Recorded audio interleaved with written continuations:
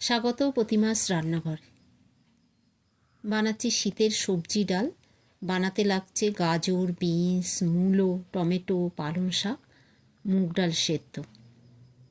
এবার আমি কড়াইতে সর্ষের তেল গরম করে তার মধ্যে 5 ফোড়ন, শুকনো লঙ্কা দিয়ে ওটা একটু হয়ে এলে তার মধ্যে গাজর, বিনস, মূলো, টমেটো, সব দিয়ে ভালো করে নাড়াচাড়া করে তারপরে একটু পরে পালং শাকটা দিয়ে দিতে হবে। পালং শাকটা দিয়ে ভালো করে নেড়ে চেড়ে অল্প হলুদ, স্বাদ মতো নুন দিয়ে স্বাদ মতো মিষ্টির মধ্যে দেবে, চিনি দেবেন না, গুড় দেবেন, তাতে স্বাস্থ্যকর।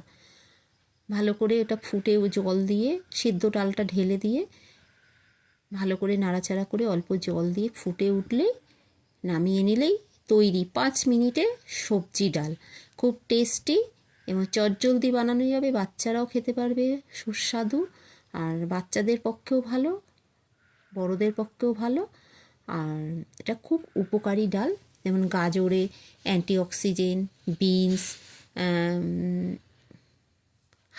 এটা ক্যান্সার প্রতিরোধক, মূলোতে আর্থারাইটিস হয় না, হাড় মজবুত করে, ক্যান্সার প্রতিরোধক, টমেটোতে ভিটামিন সি, ত্বক ভালো রাখে, পালং শাকে ভিটামিন সি ও ই, আয়রন সমৃদ্ধ, আর মুগ ডালে রয়েছে হাই প্রোটিন, প্রচুর মিনারেল সমৃদ্ধ।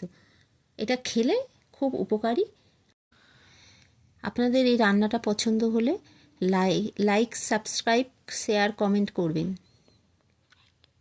Thank you.